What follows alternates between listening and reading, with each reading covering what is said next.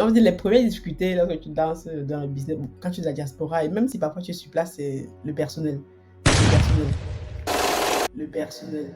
Franchement, j'ai même décidé de ne plus rentrer au Cameroun parce que je trouvais que c'était n'importe quoi. Mhm. Voilà. Bonsoir à tous et j'espère que vous allez bien. Aujourd'hui encore, je reçois un entrepreneur. Nous allons parler d'elle-même d'abord, de ses projets ensuite et aussi des challenges qu'elle a pu rencontrer dans tous les projets qu'elle a pu commencer. Alors, bonsoir Anil, comment tu vas? Bonsoir, juste. Je vais très bien. Et toi-même? De mon côté, ça va. Je te remercie tout d'abord d'avoir accepté mon invitation. Moi, je sais qu'en tant qu'entrepreneur, tu es forcément très occupé. Et Merci. merci. En plus de ça, tu es aussi Mhm. maman. Donc, c'était pas forcément facile de trouver le temps pour moi. Je te remercie pour ce Merci à temps-là. toi. En tout cas, moi, c'est toujours un plaisir hein, voilà, de venir partager, euh, en tout cas, mon parcours, mon expérience. Je pense que ça peut toujours permettre à d'autres personnes qui hésitent, qui te posent des questions, que c'est possible après d'être maman, femme, mariée, entrepreneur, de combien tout ça. Ce n'est pas facile tous les jours, loin de là, mais on y arrive. Exactement, nous allons parler de tout ça. On va parler premièrement de toi et ensuite de ton parcours entrepreneurial et aussi comment tu fais pour jumeler tout ça. Mère au foyer, maman et aussi entrepreneur. Donc, c'est pas forcément facile. Ouais, il y a, à côté de ça, j'ai un travail aussi. Donc, Ah, tu as aussi un travail à temps plein? oui, tout à fait. Mhm. Waouh, ça c'est beaucoup quand même, beaucoup de casquettes pour toi. Oui, donc je suis ingénieur logiciel en temps normal, donc c'est mon métier de formation. Mhm. Donc là, je suis en congé maternité actuellement, mais en temps normal, je suis à temps plein, quoi. Super. Alors, est-ce que tu peux te présenter pour les personnes qui ne te connaissent pas, s'il te plaît? Oui, tout à fait. Donc, je m'appelle Aniel Cruzel, j'ai 33 ans. Je suis d'origine camerounaise, j'habite à Toulouse, en France actuellement. Donc, pour ce qui est de mon background, donc je suis titulaire de master technique spatiale et instrumentation. J'aime bien le dire parce que ce n'est pas commun de voir une femme noire orientée dans les métiers, dans les domaines du spatial. Et moi, quand je suis arrivée à Toulouse, qui est la ville en fait en Europe qui est vraiment orientée dans le spatial, c'était important pour moi d'aller dans un domaine où on va dire que j'ai la tête dans les étoiles, mais c'était... Donc voilà, donc j'ai fait des études dans le spatial au début de ma carrière. Donc je suis ingénieur logiciel en temps normal. Donc au début de ma carrière, j'ai presque 10 ans actuellement de d'expérience. Donc au départ, donc j'étais développeur Python pour ceux qui connaissent, voilà, je suis développeur en Python et actuellement depuis 3 ans, je fais plutôt du DevOps pour, en tout cas pour les connaisseurs qui vont Là, c'est un peu technique, voilà, c'est mais un peu bon. technique pour ceux qui sont Mhm. pas dans l'informatique, mais c'est tout ce qui englobe, par exemple, voilà, la création d'une application, je fais rapide, hein. Vous devez avoir quelqu'un qui va s'occuper de l'infrastructure de l'application hébergée dans le cloud. Aujourd'hui, toutes les applications sont hébergées dans le cloud. On doit en tout cas, voilà, c'est tout ce qui régit, le développement d'une application et l'architecture derrière. Et après, on implémente ça. Il y a des personnes qui vont justement coder et nous, on est là pour faciliter que l'application soit toujours accessible, on va dire, Wow, quel que soit. super. Donc, ingénieur en Ingénieur. spatial, c'est ça? C'est En fait, quoi le nom de la donc j'ai eu un master en technique spatiale et instrumentation. Donc, dans ce technique spatiale? master-là, Ok. c'est un master qui est orienté vers les métiers du spatial. Et dedans, voilà, on apprend plein de choses dans les métiers en fait du spatial, comme je disais, de la cosmologie, tout ça. Et à côté de ça, on a l'informatique. Donc moi, j'ai aussi, donc le but pour moi, c'est de cumuler à la fois mes compétences donc, dans le spatial et aussi l'informatique. Aujourd'hui, n'importe quel domaine, on a besoin d'informatique.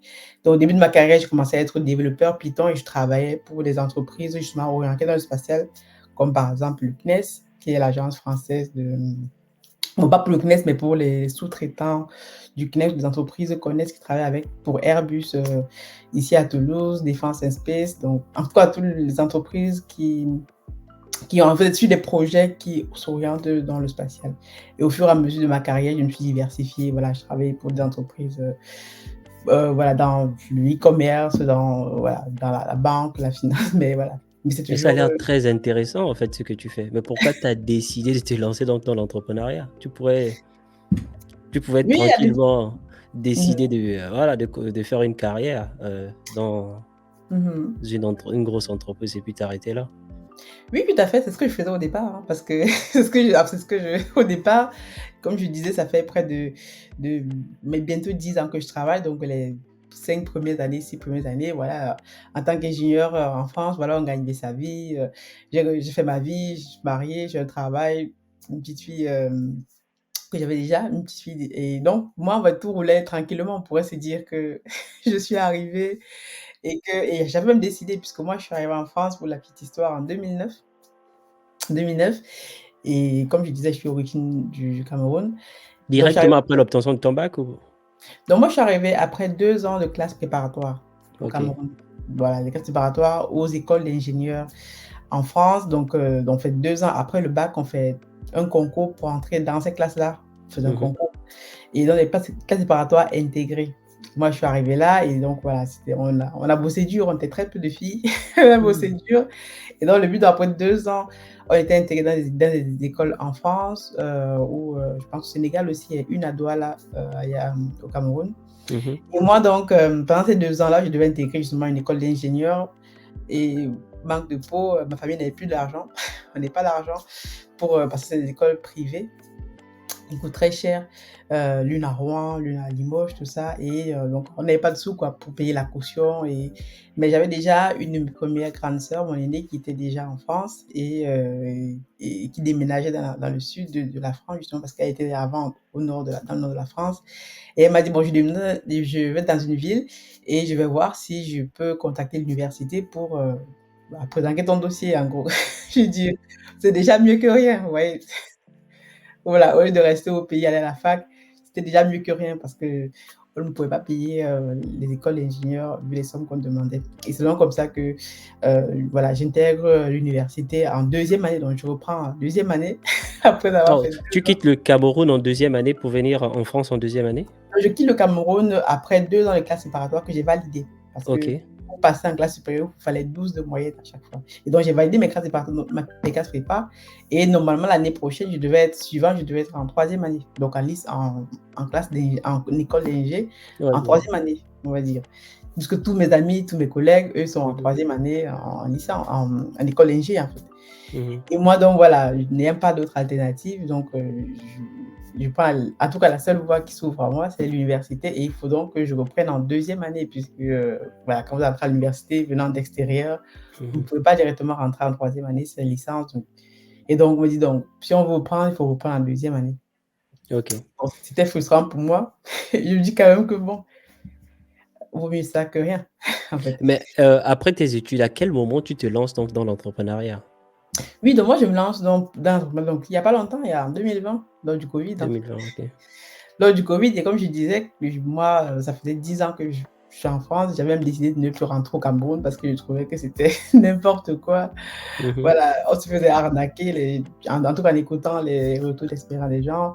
Voilà, le pays était, bah, en tout cas tout ce qu'on sait de nos pays quoi et moi j'avais décidé même de ne plus rentrer puisque j'avais pratiquement toute ma famille ici, mes grandes sœurs étaient ici et notre mère venait de temps en temps nous voir. Donc il y avait vraiment pas de raison de de repartir mais après, quand on a des enfants, quand j'ai eu ma fille, je me suis mariée, j'ai commencé à lui parler de l'Afrique. Je sentais que c'était pas vraiment ça, quoi. OK. Parce que voilà, j'ai aussi fait, un tour à Londres. Pendant 2018, j'ai décidé d'aller travailler à Londres avec, avec mon mari et ma fille. Donc c'était un changement quand même radical. Bon, on n'est pas resté longtemps avec le Brexit, tout ça, on est rentré rapidement, mais en parlant d'Afrique avec eux, je voyais bien que c'était abstrait, tu vois? Ils ne comprenaient pas et pour moi, je me suis dit: «C'est quand même important d'aller leur montrer où je viens». Tu veux parler d'Afrique comme ça, Mmh. dans l'univers, c'est abstrait, oui, tu dis, et donc c'est donc comme ça que j'ai dit donc voilà, en février, qui vient, on va au Cameroun, on va voir où j'ai grandi, voir la famille parce que ma mère y vit et c'est le déclic, quoi et moi, je savais qu'en fait, je savais que je voulais toujours faire quelque chose pour, au Cameroun. Au départ, je disais: «Voilà, comme je suis dans le spatial, je vais monter une académie pour, peut-être, parler des étoiles, parler des planètes, parler en tout cas, inciter les jeunes à s'intéresser à ce domaine-là» et pour la petite histoire, comme j'ai écrit un livre même où je OK. parle un peu de ça. Oui, Tu as le livre oui, j'ai un livre là, je fais ma pub pour voir. et on peut Donc l'acheter sur Amazon, c'est ça? oui, sur Amazon ou, j'ai Investir un lien pisciculture. où je peux aussi vous l'envoyer directement. Je le précommande et je vous l'envoie, je le dédicace plutôt, je vous l'envoie directement. Là, je vais Donc, commander donc le livre alors. investir en Afrique et dans la pisciculture, donc je t'enverrai le lien, Mmh. si jamais tu veux.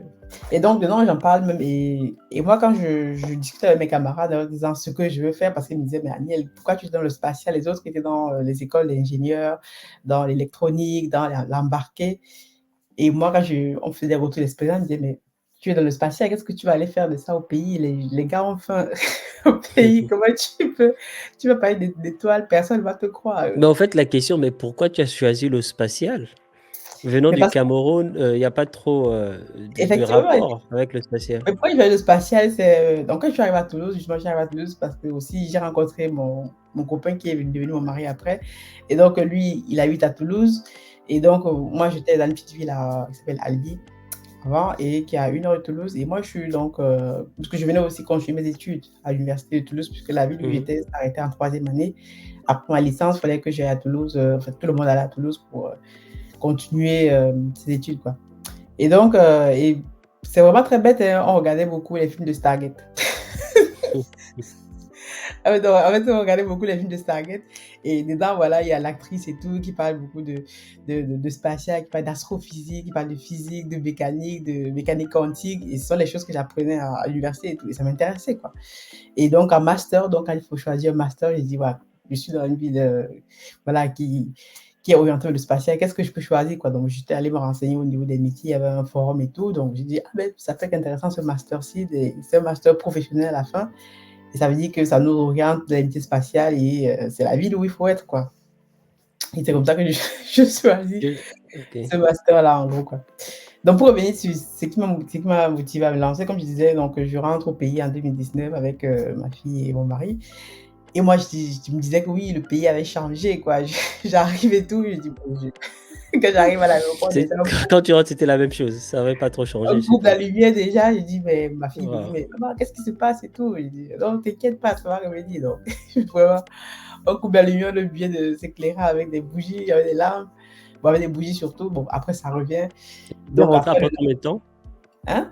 Tu étais rentré au Cameroun après combien de temps? En France? Après presque 10 ans, moi je suis arrivée en France, comme je disais, en 2009 et je suis rentrée en 2019, donc Mmh. presque 10 ans, Ouais, ouais. 10 ans après, quoi.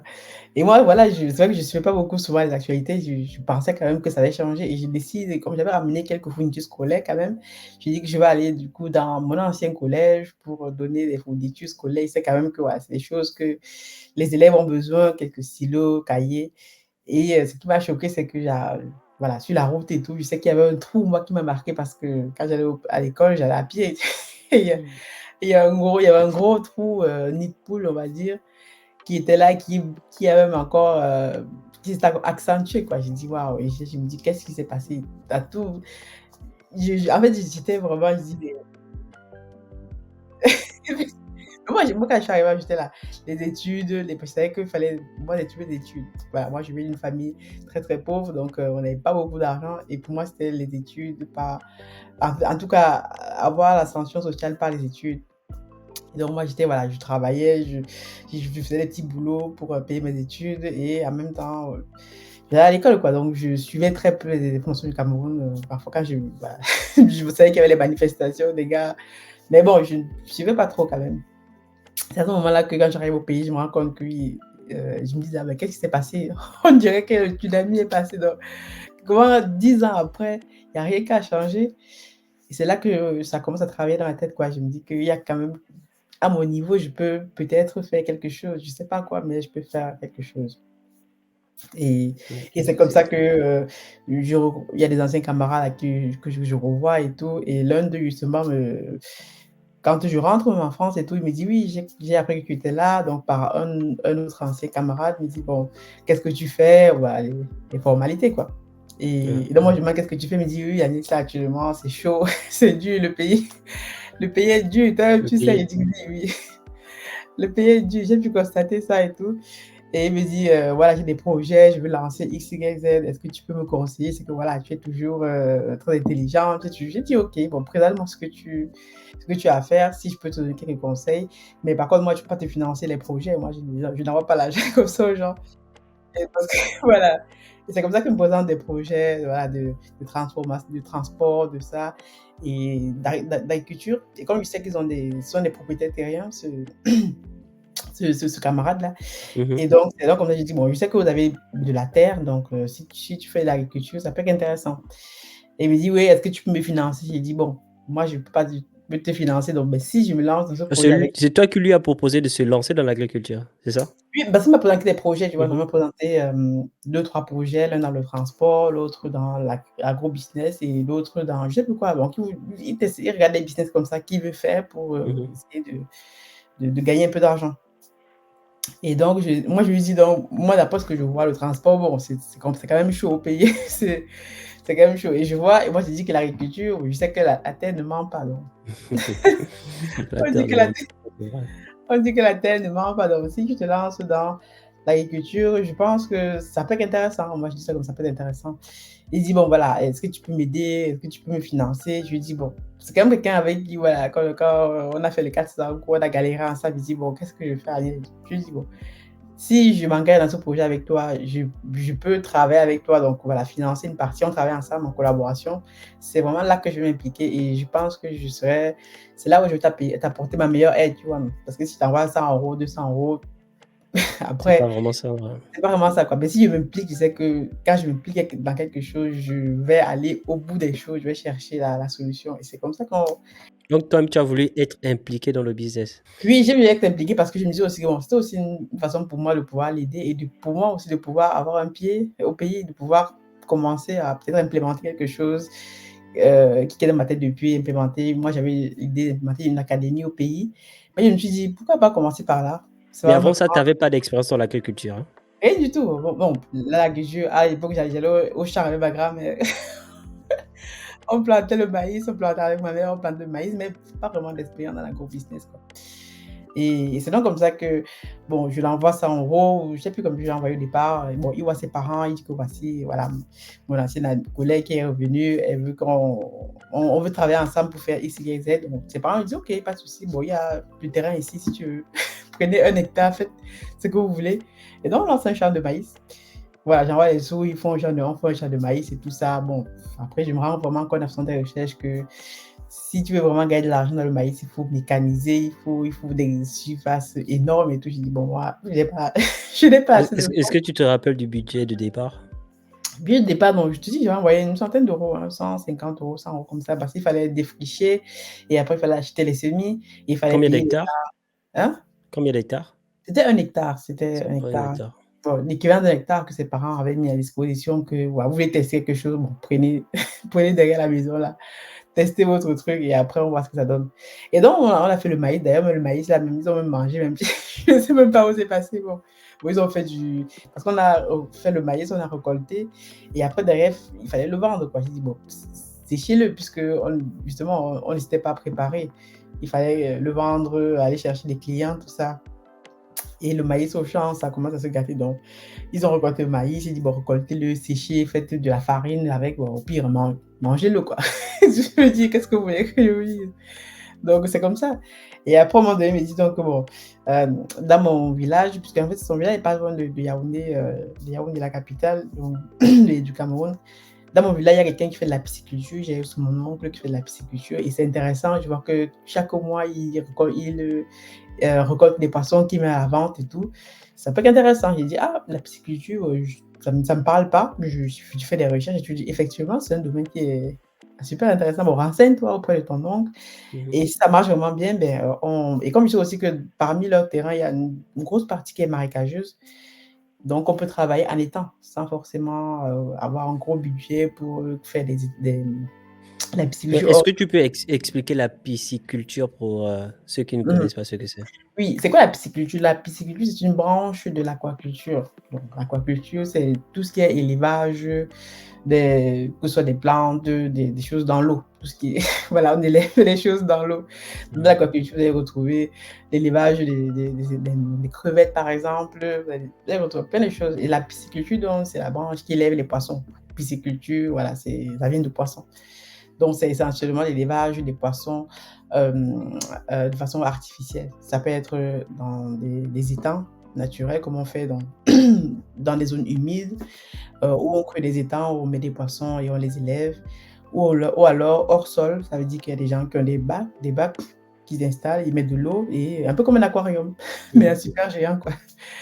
Ouais, c'est des gens qui ont des aquariums, mais voilà, de l'élevage pour la consommation après, quoi. Bon, c'est pas juste pour le fun. Mais Et bon, c'est comme il y a des gens qui élèvent pour le fun, mais ça, oui. OK. Et c'est comme ça que tu t'es lancé dans la pisciculture? Oui, et c'est donc comme ça que, je me lance dans la pisciculture avec lui. Bon, je dis: «Bon, prends les informations chez ton oncle en question», et après moi aussi je prends des informations, je prends même une formation dans le domaine, je regarde dans les réseaux qui c'est qui fait une formation. Je prends une formation parce que je sais que voilà, au moins pour avoir l'information, le vocabulaire, savoir de quoi je parle.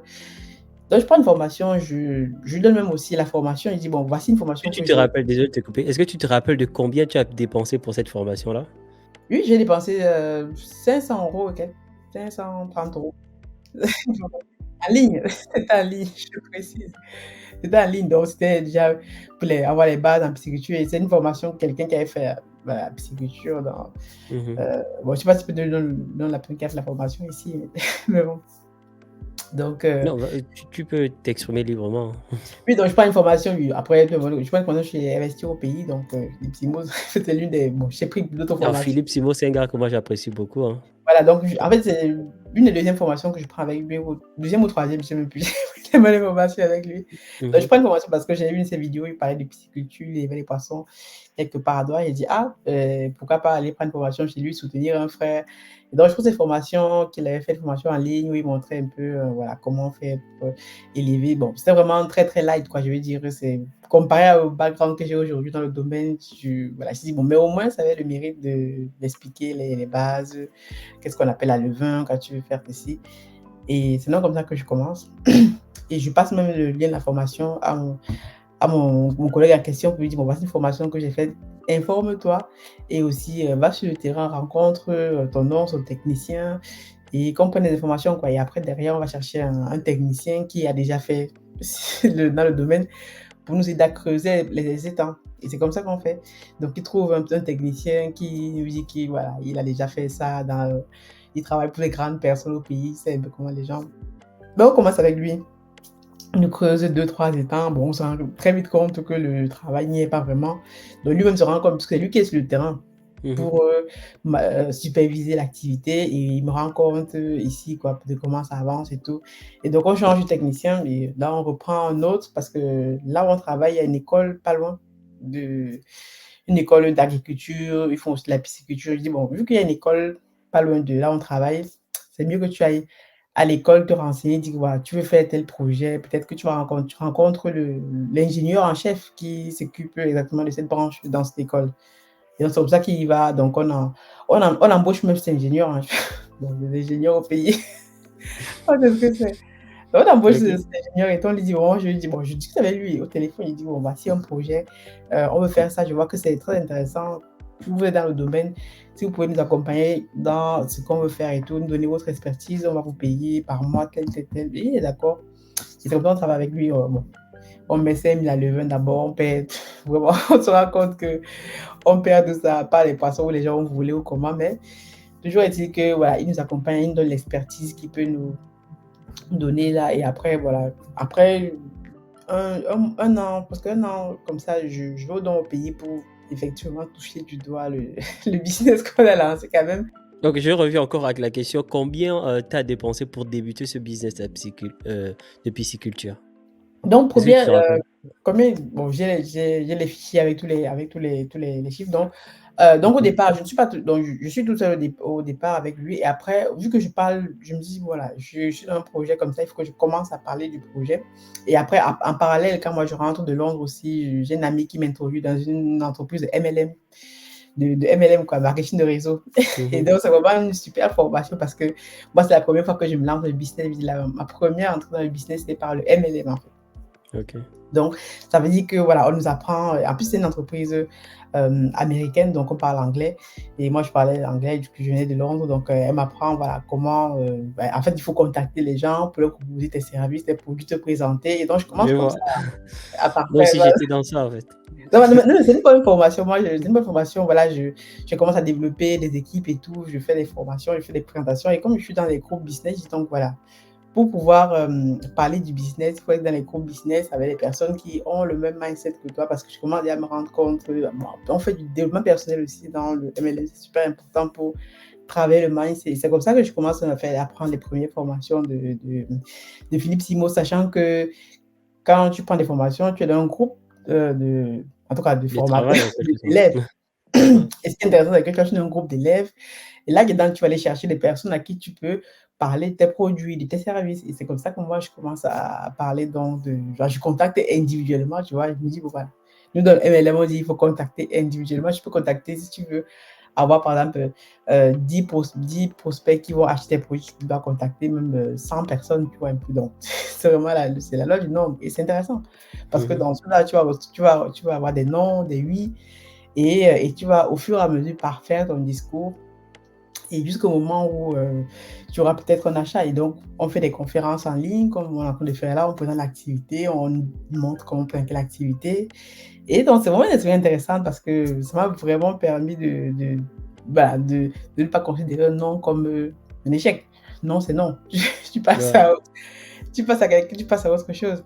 Et c'est comme ça que je rencontre mes premiers partenaires. Donc, en parlant donc de mes produits de MLM dans le digital et tout, tout ça. Et je contacte les personnes individuellement pendant mes pauses au boulot. Et généralement, comme il y a dans des groupes de formation de Philippe Simo, justement, pour d'autres qui sont dans le poulet, d'autres. Moi, je suis la seule qui a pris la pisciculture, par exemple. Et donc, je suis intégrée dans un groupe de formation qui est où les gens ont pris des formations dans le poulet. Bon, peu importe. Du moment que je suis dans un groupe, moi, je dis, il faut que je sois dans un groupe, peu importe le groupe, tu vois. Mais Mmh. voilà, n'importe quel groupe. Parce que je sais que dans un groupe, il y a des personnes dedans et moi, je vais aller contacter ces personnes-là pour leur proposer mes produits, mes services. Ça, c'était mon objectif. C'était pas forcément la formation.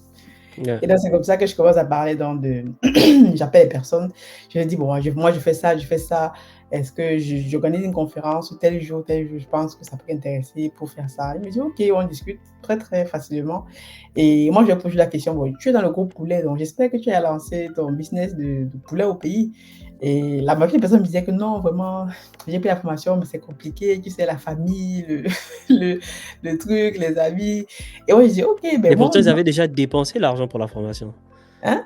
Ils avaient dépensé leur argent pour la Oui, mais formation. c'est ça, en fait, les gens prennent les formations, mais forcément ne passent pas forcément à l'action. Je me suis rendu Mmh. compte que tu es dans un groupe, il y a 100 personnes qui ont pris la formation pour lancer le poulet. Mais si tu vas regarder, il y a peut-être 1 ou 2 personnes qui ont réussi réellement à implémenter le projet sur place. Bah, c'est ça, en fait, mais Waouh. après c'est la stratégie, je sais pas, mais le formateur lui-même doit se poser la question si tout le monde passe à l'action. Mais moi, je suis là pour un objectif précis, donc moi, Mmh mh. donc je dis: «OK, bon», heu, moi, actuellement, je suis en train de travailler sur un projet avec, un ami, on fait de la pisciculture, on veut faire ça, on veut faire ça. Donc, si tu es intéressé, non, on cherche des partenaires parce que j'avais bien compris que si tu vas dans le business, tu ne peux pas aller tout seul, tu vois. Tu peux pas aller tout seul. Ouais. Il faut que tu aies des partenaires, ne serait-ce que pour investir, parce que moi, tout seul, je peux investir peut-être 10 000 €, mais si tu veux aller plus loin, il te faut, voilà, il faut que vous soyez ensemble. C'est très, très important. Ça permet même de limiter le risque.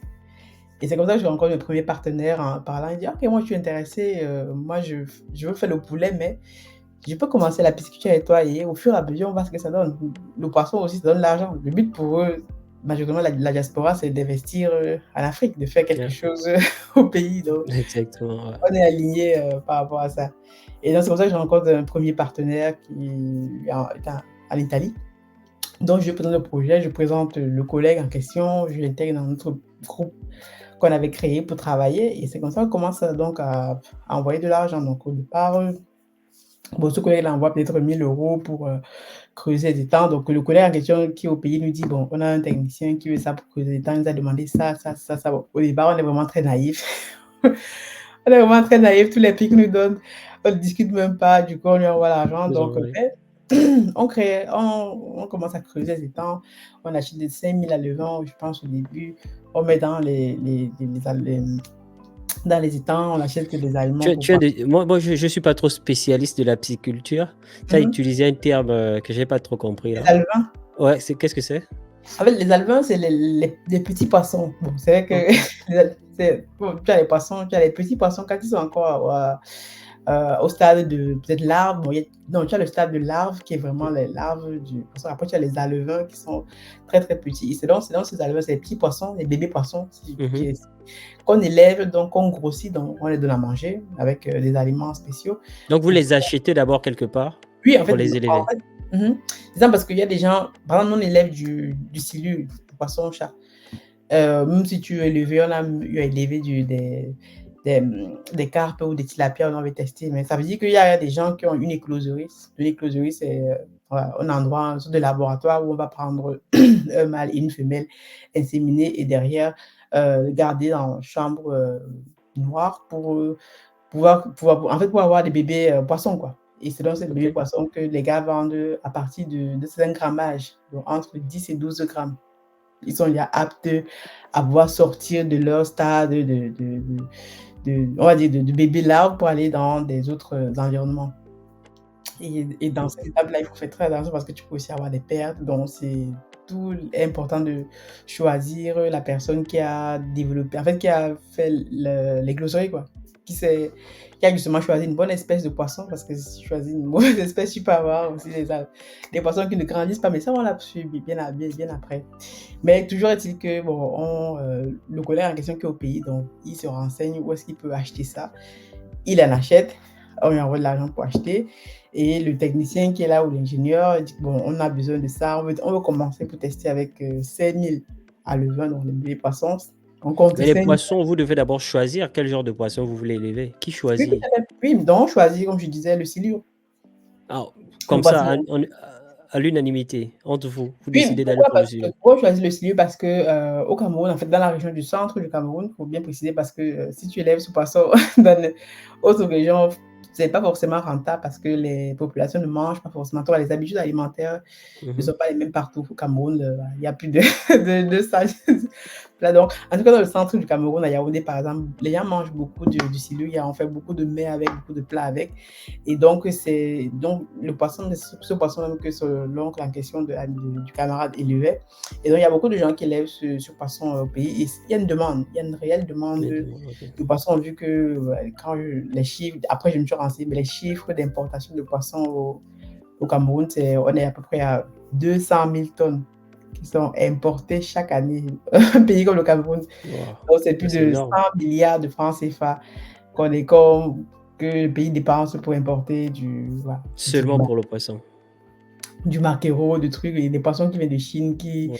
auront une rupture totale de la chaîne de froid et qui arrivent sur nos étals et puis voilà, avec toutes les conséquences sanitaires que ça peut créer. Donc c'est vraiment un réel c'est vraiment un vrai problème de sécurité alimentaire d'élever même nos propres poissons sur place et c'est un poisson d'eau douce parce que le silure, c'est un poisson d'eau douce. En temps normal, moi, que je me rappelle quand j'étais petite, on allait pêcher ça, en fait, avec mes cousins, mes oncles, quand j'étais au village et tout, chez ma grand-mère. En fait, c'est un poisson qui vit dans une eau douce, c'est-à-dire une rivière, une eau vraiment douce, quoi. Comme Ouais, ça je s'appelle, vois. poisson d'eau Ouais. douce. C'est la même chose au Gabon. Oui, oui, oui, au Ouais, Gabon. c'est Le Gabon, c'est à côté, donc les ouais. Gabonais, même, ils viennent chercher ça au Cameroun. Donc, c'est un poisson que, voilà, en temps, à l'état sauvage, on va le pêcher. Même ici en France, il y a des lacs, bon, les gars vont pêcher ça. Mais on peut aussi l'élever. C'est-à-dire, quand tu lèves, en fait, on fait un grossissement. Donc, on prend le poisson au stade à levain, comme je disais, entre 10 et 12 grammes du Mmh. bébé poisson. Et on le grossit. Donc, on lui donne à manger avec des aliments qui lui font prendre de la chair, du poids pendant 4 mois. Donc, c'est les cycles de 4 mois. Et donc, si tu laisses plus longtemps, en fait, si tu ne donnes pas à manger, ben, il prendra plus de temps à grandir. Et donc, selon les cycles de 4 mois qu'on fait, et au bout de là, on doit avoir un poisson qui doit avoir entre 350 et 500 grammes pour le Ouais. commercialiser sur le marché. Parce que c'est dans ce calibre, c'est à peu près le calibre que les femmes qui font à manger souhaitent et celles qui font qui braisent des poissons au pays. Voilà, mais en tout cas, toujours est-il que voilà, c'est ce type de poisson qu'on a choisi en fait. Donc, c'est un poisson qui est, en fait, le kilo, c'est 2 000 francs CFA le kilogramme en gros. Mmh. À partir de 100 kilogrammes, les grossistes et le particulier, c'est 2 500 francs CFA. Donc c'est quand même c'est un poisson qui Ça, c'est donc vous avez pu, en une année, investir combien au total? Avec vous ton savez nouveau partenaire de votre avec nouveau partenaire, on va dire de d'Italie? ah, donc j'ai même pas Environ, su de donner les chiffres exacts, environ, j'ai tu pas les penses? chiffres exacts, mais il dit bon peut-être bon après quand, j'ai d'autres partenaires qui ont rejoint le projet puisque, au final on a fini à 4 Mmh. en tant qu'associés. Donc je pense qu'on a dû investir quelque chose comme, peut-être 50 000 €, hein. 50 000 €, c'est environ, on va dire quoi? 30 millions de francs CFA? Oui, voilà, donc à la fois dans le les la parce qu'après on a creusé les étangs, on a bon, on a changé de technicien après, on a refait les étangs avec un nouveau technicien parce que justement, quand j'étais au pays, j'ai vu que, en tout cas, les poissons qu'on avait mis, on se posait la question: «Ils sont où? Est-ce qu'on a volé? Est-ce qu'on a fait tout ça?» Donc on a pris une nouvelle expertise justement et il nous a dit que non, en fait, on s'est rendu compte que la méthode n'était pas bonne parce qu'il y a il faut savoir que dans les poissons, s'il y a du cannibalisme, c'est-à-dire que les gros poissons vont manger les petits Les petits. et si on ne fait pas attention, si on ne fait pas du calibrage régulier, tout ça, savoir comment quand ils arrivent, tu les mets dans un petit bar pour les élever, après les changer et en tout cas, il y a toute une technicité, en fait et et Mmh. donc moi, quand je rentre donc, je vais justement voir les étangs de l'oncle en question du collègue là et son technicien en fait avec qui il travaille, je vois le travail qu'il fait, je trouve que: «Oh, c'est intéressant, nous pourquoi on n'est pas à ce niveau-là?» en fait, donc je veux que tu travailles on travaille avec toi pour qu'on puisse, voilà, réaménager les étangs, tout ça, donc en fait, on repère encore notre expertise et on refait les étangs et là, on a 3 4 étangs qu'on fait, bien comme il faut, on embauche du personnel et donc, et non, là, voilà, on commence donc à travailler avec ce nouveau technicien, quoi. Et donc par la suite, donc, je fais une intérim avec, Philippe Simon, au pays Mmh en mh. 2008, c'était en 2020 quand je vais au pays, ouais, non, en 2022 plutôt. Et plutôt 2000, je sais même plus les dates, disons janvier 2022 par là. Mmh. Hem, donc quand je vais au pays, donc je fais l'interview avec lui et ça passe sur sa chaîne et les gens sont tellement intéressés par le domaine que c'est toujours moi qui m'appelle, il me dit: «Oui, Agnès, j'ai vu ce que tu fais». Parce que moi, au départ, je me disais: «Bon, on est en train de tester le business, ça va être intéressant, on voit les projections» et donc je me disais: «Voilà, on va, donc faire des systèmes où on va prendre 2 ou 3 personnes, on va leur proposer un plan d'affaires, c'est-à-dire qu'ils investissent dans un étang, on élève du poisson et à la fin du cycle, ils ont une rentabilité et nous on prend un pourcentage dessus. En fait, c'était ça Mmh. mon idée au départ pour dire voilà, pour intégrer, parce que je parle autour de moi de ça et les gens étaient intéressés: «Oui, je vais investir», mais je me disais: «Bon, je vais passer à 2-3 personnes pour tester», tu vois?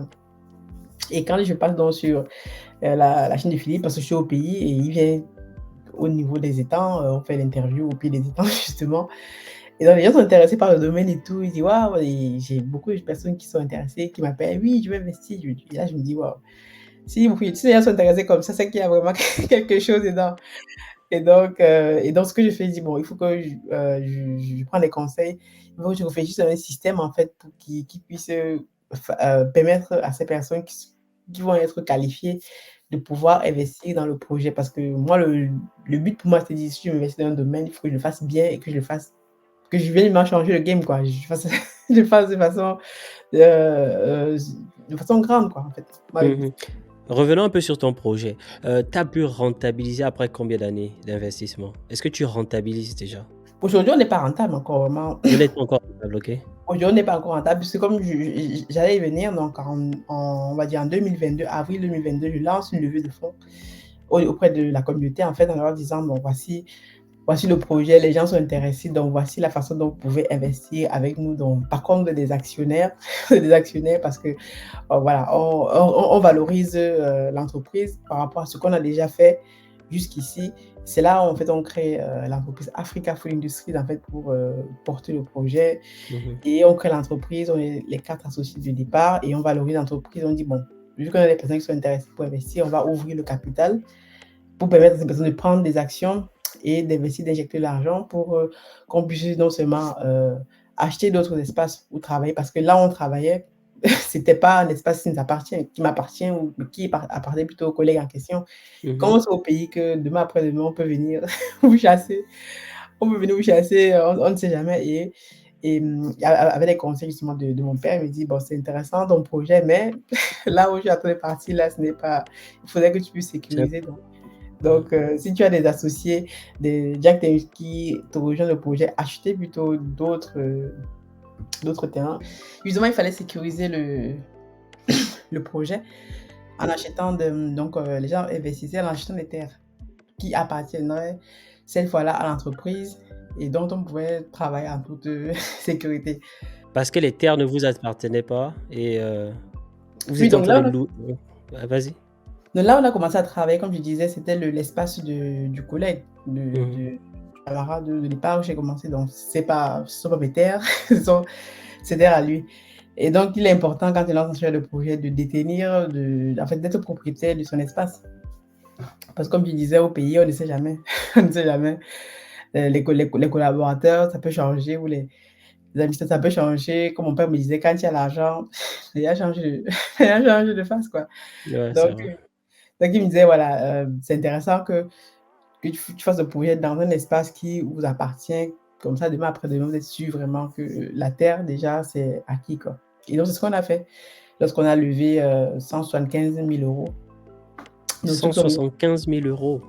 tout à fait. Oui. Waouh! Ouais, c'est beaucoup, hein. Ouais, c'est Et vrai. ça, vous avez levé ça en quelle année?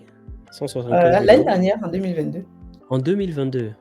Oui, donc là, on a commencé, en fait, j'ai lancé la levée de fonds en avril Mmh mh. et donc ça toute l'année, quoi. Donc aujourd'hui, bon, on a encore, on a des actionnaires. En tout cas, tous les actionnaires, ont souscrit à des actions pour Mmh mh. 175 000 euros.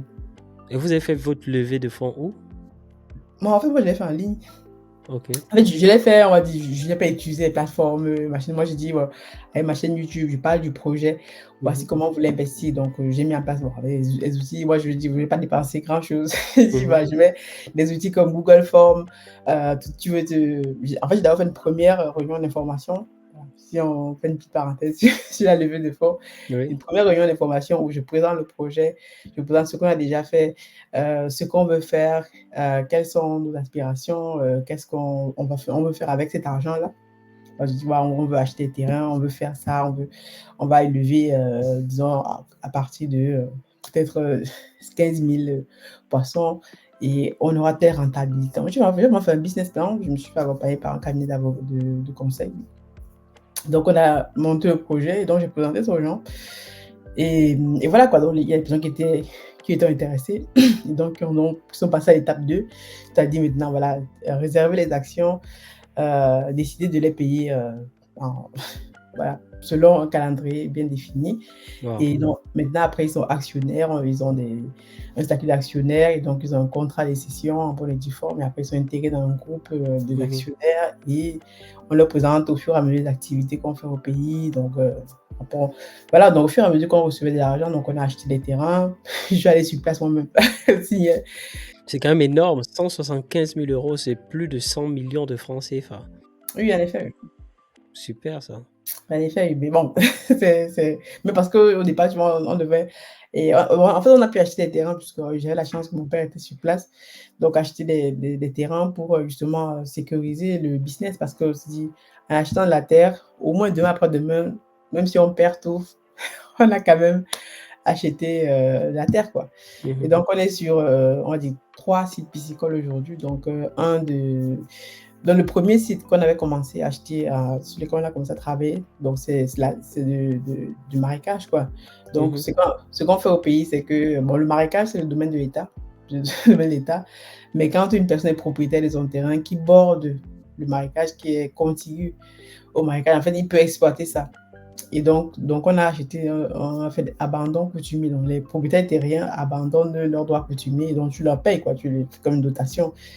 Et après, quelques années après, si tu fais l'exploitation, tu peux aller voir l'État pour demander un bail. Donc c'est nous on a auprès de la famille de mon collègue en question, ils ont fait l'abandon de droit coutumier sur, 5 000 m² de marécage, 5 000 m². Donc on a acheté ça et après sur les 2 autres sites, on a acheté donc 1 000 m², 1 400 m² avec, 3 000 m² de marécage contigu. Sur un autre site, le plus grand, on a 3 000 m² de terre ferme et 5 000 m² de marécage aussi, qui lui est actuellement en stand-by. On fait des cultures pour, mais on travaille activement sur les 2. Au total, vous avez acheté combien de mètres carrés de terre? Au total, combien de mètres carrés de terre? On est sur peut-être 15 000, hein. 15 000 mètres 15 carrés. 000. Si je compte la terre ferme et les espaces marécageux qui sont exploitables, donc on est sur à peu près 15 000 mètres carrés de terre ferme, de terre, quoi. Et Voilà, vous c'est avez acheté toutes ces terres à Yaoundé? oui, oui, en fait, on est sur 3 sites qui sont pas très loin les uns des autres. Donc, Waouh! ils sont à vol d'oiseau, ils sont dans le même arrondissement, on va dire. Donc Mmh. voilà, en fait, on a eu une opportunité, on était parti pour acheter un terrain de 2 000 m². Il se trouve que lorsqu'on fait les recherches, on a eu, en fait, les gens vendent les terrains, quoi. Et d'autres, il y a une personne qui avait des problèmes, il voulait, voilà, il voulait liquider son terrain parce qu'il avait besoin d'argent. Mmh. Il l'a vendu très, très moins cher. C'est comme ça qu'on a pu acquérir le deuxième terrain de 3 000 m² à pas très cher, quoi. Mmh. Et actuellement, vous avez combien en ce qui concerne le personnel? Donc Vous au niveau avez du combien personnel, d'employés? au départ, donc on a embauché, donc le 2e technicien, le troisième plutôt avec lequel on a continué, donc on a embauché lui avec, donc le collègue déjà avec qui on travaillait, donc il était à la fois actionnaire, donc associé majoritaire et à la fois, salarié. Parce que pour moi, il était vraiment important de dire: «Si on travaille ensemble, je veux que tu sois actionnaire», donc ça veut dire que tu as des parts de l'entreprise, on a valorisé, voilà, même s'il n'a pas mis de l'argent sur la table, mais le temps, tout ça qu'il a passé, Là, tu parles de ton premier partenaire? oui, du premier partenaire, oui, du premier OK, partenaire. Voilà, qui est devenu actionnaire aujourd'hui, même s'il n'est plus salarié. Donc, OK. il était vraiment, donc il était superviseur, c'est-à-dire que c'est la personne qui est nos yeux et nos oreilles sur place, qui supervise, en gros, toute l'activité, au Cameroun. Et vous avez quand même fait du chemin ensemble, hein? Parce que tu as dit au départ que lorsque tu es rentré au pays, lorsque vous êtes rencontrés, il disait qu'il se cherchait. Il t'a présenté les terres de son oncle, c'est ça? Non, de sa famille, puisque De eux-mêmes, sa ils sont f dans de s l'activité de terrienne. sa famille et maintenant il est actionnaire dans votre entreprise. Waouh, mais c'est il a Ben, en vraiment, fait, moi, je voulais qu'on fasse les choses bien parce que c'est qu'au pays, parfois, c voilà, on peut travailler avec des personnes, soit on les mmh met pas dans les bonnes conditions. Moi, je voulais vraiment qu'ils soient dans les meilleures conditions pour travailler parce que je dis: «Ce projet, si c'est un projet qui a de l'avenir», parce que je parle de ça autour de moi, on me dit que voilà, si vous faites ça bien, vous vous allez vraiment avoir voilà, si vous allez avoir des bonnes retombées. Je voulais vraiment aussi, voilà, pour changer tes conditions de vie mh. et nous aussi faire quelque chose au pays parce que la majorité des gens qui investissent, pour eux, ça leur tenait à cœur de faire des choses en Afrique, quoi. Donc en fait, Mais on a il des doit vraiment être honnête s'il est actionnaire actuellement, parce que les gens honnêtes, c'est pas facile d'en trouver, bon, actuellement, hein. bon, on m'a dit bon, aujourd'hui, je dirais honnête, mais derrière, bon, avec le recul, avec tout ce qui s'est passé après, je dis: «Bon, honnête» et après derrière, beaucoup influencé ou beaucoup de rancœur. Mais après, j'ai tiré des leçons quand même. Je me suis dit: «Bon, la prochaine fois, je ne prendrai plus un ami pour OK, associer, c'est fini». Donc je me suis OK. me tirer là-dessus. Mais en tout cas, mais moi, au début, je me disais: «Bon, voilà». Pour vraiment mettre, dans les bonnes conditions parce on l'a même inscrit à la CNPS. La CNPS, c'est l'organisme de sécurité sociale, au Cameroun. Tout le monde, tous les employés ne sont pas affiliés à la CNPS, même si c'est en Afrique. Donc moi, je t'ai dit, voilà, il est actionnaire, on a valorisé ses parts, il a X parts dans l'entreprise, ce qui fait qu'il est associé majoritaire. Donc, il a son mot à dire lorsqu'il faut prendre des décisions. Associé majoritaire? Oui, puis associé majoritaire aussi. Puisqu'au départ, on a commencé l'entreprise, donc je Ouais. dis, moi j'ai mis de l'argent sur la table, j'ai des collègues aussi qui ont mis de l'argent sur la table, et donc on était 4, donc 4, 3 de la diaspora, y compris moi et lui au pays. Donc on a mis de l'argent sur la table, donc lui, ce qu'il a mis, il a mis du temps, voilà. Donc on a valorisé tout ça, quoi, Mmh. en termes de façon, chiffrée, ça a donné X actions et derrière, il dit: «Bon, vu que tu travailles pour l'entreprise, on a besoin de faire que tu supervises au pays». Donc on a défini un salaire. Il dit: «Bon, pour te permettre de vivre tous les mois», parce il avait aussi une activité, même si peut-être ça lui ramenait pas, mais il avait une activité. Il dit: «Bon, si tu dois travailler à temps plein pour l'entreprise, voici, on va te payer tel salaire. Est-ce que tu es d'accord ou pas?» Au fur et à mesure, si ça marche bien, ça pourra augmenter. Mais donc pour nous, c'est, important qu'il soit dans les bonnes conditions. Comme je dis, on a même mis j'étais allée au pays, pour l'affilier personnellement à la CNPS, une procédure qui prend du temps. Il prend du temps, il est tracasseré. Ce qui fait que tous les mois, puisque l'entreprise était, légale, au L'entreprise enregistrée au Cameroun ou en oui, France? enregistrée au Cameroun, oui, Au une Cameroun. SARL, donc enregistrée au Cameroun. Donc on cotisait tous les mois, une somme via le comptable à la CNPS pour lui. Et il y a une fiche de paye, tout ça. Ce qui fait qu'aujourd'hui, il a un numéro d'immatriculation CNP. Bon, aujourd'hui, j'ai complètement tout arrêté parce que, on a eu beaucoup de manquements et on s'est rendu compte que c'était pas la bonne personne pour ce poste-là. OK. Mais voilà quoi. Il est toujours actionnaire? Aujourd'hui, voilà, aujourd'hui, on l'a laissé actionnaire puisqu'au départ, les conditions étaient comme ça, actionnaire. Et voilà quoi, donc bon voilà, moi je tiens ma parole, il est toujours actionnaire, mais au fur et à Mmh. mesure, vu tout voilà, on va dire au actuellement aujourd'hui, voilà, il y a beaucoup de manquements, non f fait de la négligence, de quelqu'un qui doit être tes yeux et tes oreilles sur le terrain.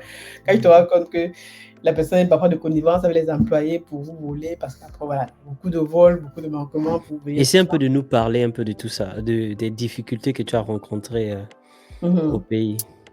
Bon, des difficultés qu'on rencontre encore, hein. Ah, vous rencontrez toujours des OK. On va dire les premières difficultés lorsque tu danses dans le business, bon, quand tu es de la diaspora et même si parfois tu es sur place, c'est le personnel. Parce que malheureusement, tu ne peux pas travailler tout seul.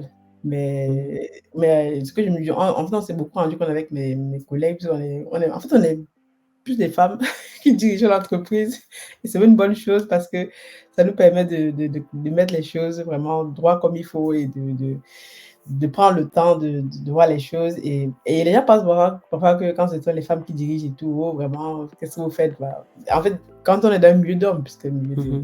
la pisciculture, c'est beaucoup d'hommes autour de nous et c'est les femmes qui dirigent. Donc c'est pas toujours facile, il y a des égos. Justement, ce collègue-là, il y a une part d'ego aussi. Donc, on a des employés, que vous prenez, qu'on paye, au départ, parce on a vraiment, heu, on va dire, on est tombé sur des personnes déjà, on va dire malhonnêtes, pas très sérieuses et Mmh. qui vont croire que ben, le technicien en question, oui, voilà, j'ai l'expertise. C'est vrai, il avait l'expertise et tout, mais dans le sérieux du travail, pas vraiment, quoi. Et donc, par exemple, tu prends des employés, des jeunes, puisque lui, quand il nous dit, bon, on l'a pris, il vient avec une équipe de 5 4 jeunes qui sont formés, en fait, avec qui ils travaillent régulièrement dans la pisciculture. Donc, pour nous, c'est intéressant. Il y a les jeunes qui sont déjà formés, ces équipes et tout. Mais on s'est rendu compte que c'était pas trop la méthode parce que il a vraiment une emprise sur ces jeunes-là. Ce qui fait que à la fin du mois, par exemple, quand on envoie les salaires des gars pour payer, il va couper 10 000 francs. Il coupe 10 000 francs sur les salaires des gars. Et derrière, voilà, au fur et à mesure, parce que j'envoie aussi, j'ai la famille à Yaoundé, donc j'envoie parfois des personnes aller prendre la température, discuter avec eux, les employés, tout ça sur le C'est site. vraiment difficile de trouver une personne de Et confiance au pays alors? les gars se plaignaient: «Oui, vraiment, on n'est pas payé, vraiment, on travaille pour rien». Donc il y a toujours des gens qui qui vont se plaindre et tu te rends compte que: Mmh. «Mais comment on n'est pas payé alors que tu envoies l'argent tout le temps?» Mais l'erreur qu'on a fait, c'est d'envoyer l'argent au technicien via même le collaborateur qui était en question, qui était censé le surveiller aussi. Ça veut dire que quand on envoie l'argent, il fait une décharge, que j'ai reçu ça pour ça. Et derrière, il va menacer les gars, il coupe ça par 10 000 francs. Et ce technicien, donc il a vraiment une emprise même sur bon, le collègue en question, on va dire, bon, ils sont tous des majeurs, hein. Mais beaucoup de guerres d'ego, en fait, dans le groupe de travail, beaucoup de guerres d'ego. Oh, machin, tu as fait ça, oh. Mais c'était vraiment très compliqué, comme je t'ai dit, beaucoup d'ego, surtout quand c'est les femmes qui sont aux commandes, c'est ce n'est pas facile. Donc il y a ça et après tu as des vols quoi, tout simplement des vols, tu te rends compte que et surtout les surfacturations parce que dans mon équipe, je suis pas tout seul, je travaille avec, mes collaboratrices, l'une qui est chargée, des achats et quand on présente un devis, donc elle est chargée de négocier, parfois on oublie d'envoyer les personnes vérifier les prix. On se rend compte que waouh, Ah ouais, forcément, les surfacturations. On va dire, elle en France, l'autre en Italie, ils ont forcément beaucoup d'argent, c'est ça, mais surtout voilà. quand ils entendent que les gens de la diaspora, ouh, bah, ils entendent que la diaspora, ils ont des sacs d'argent donc vraiment. Même on te facture le sac de sel à 6 000 francs multiplié par vraiment les prix multipliés par Et j'ai 2. l'impression que lorsqu'ils font ça, ils se disent que vous n'avez personne au pays, vous êtes déconnecté de la réalité du C'est pays, ça, quoi. C'est c'est quand même donc compliqué. malheureusement, c'est des surfacturations comme ça et donc il y a d'autres, on se rend compte, d'autres on ne se rend pas compte parce que parfois on est dans le rush quoi et ces personnes, il faut toujours sortir de l'argent quoi, il va toujours te créer un problème que, oh, par exemple comme je te disais, on était sur 2 sites, bon là on a mis un en stand-by mais sur 2 sites. Sur un de 2 sites par exemple, le il y a un qu'on a acheté, après la levée de fonds justement où on a construit des bâtiments, tout ça et sur ce site-là, on voulait donc élever du poisson à écaille. Je voulais que sur un site, on ait vraiment que du poisson à écaille et sur l'autre site des silures Bien et sûr. donc le technicien en question nous dit: «Bon, on commence, disons avec les silures pour tester». Déjà on prend, 10 000 à levain, hein. l'hymne allemand qu'on met dans les étangs, déjà, au départ, déjà, on vérifie est-ce que on peut le faire, est-ce que l'eau nous permet de lever les poissons cilieux, tout ça. Il dit que oui, oui, c'est bon, vous inquiétez pas, j'ai fait tous les tests et tout. Bon, nous, on fait en tout cas, bon, à l'époque, j'ai pas fait les tests, en fait. On a vraiment fait confiance. C'est un technicien de haut vol. Non, non, non, le site est propice et tout. Vous pouvez faire. Ok, on envoie l'argent, 10 000 alevins. Au moment donné, il nous appelle, il dit que oh, vraiment, les alevins sont en train de mourir. Ils sont blessés, on ne comprend pas. Il y a la maladie. Il faut acheter les filtres pour mettre. En fait, pour filtrer l'eau, parce que l'eau est trop dure, l'eau est comme ça. Donc, nous, nous on fait quoi? On fait confiance aux techniciens, on envoie l'argent pour acheter les filtres à charbon, vraiment. Donc après, dans les aliments, vraiment, l'eau, ça ne va pas et tout, il faut déplacer donc ces aliments qu'on a mis, ces poissons qu'on a mis pour le mettre dans un autre site. Heureusement, comme je disais, nos sites ne sont pas très loin à Rôle d'Oiseau, 20-30 minutes. Donc, on déplace les poissons pour les mettre dans notre site, soit disant, dans ce site-là, l'eau est impropre à l'élevage des silures. Ce qui est totalement faux parce que après, je dis quand même que non. C'est quand même après c'est des épisodes après quand je vivais au Cameroun en février dernier, je vois tout ça parce qu'on était même aussi dans un projet d'écloserie parce que je voulais qu'on soit vraiment autonome, on puisse réduire les charges on voulait faire nos propres aliments comme je t'expliquais au départ, propres aliments pour vraiment réduire les coûts, quoi. Et donc oui, oui, non, le projet d'écloserie sera cool et tout, c'est même bah, on le confie, c'est le technicien.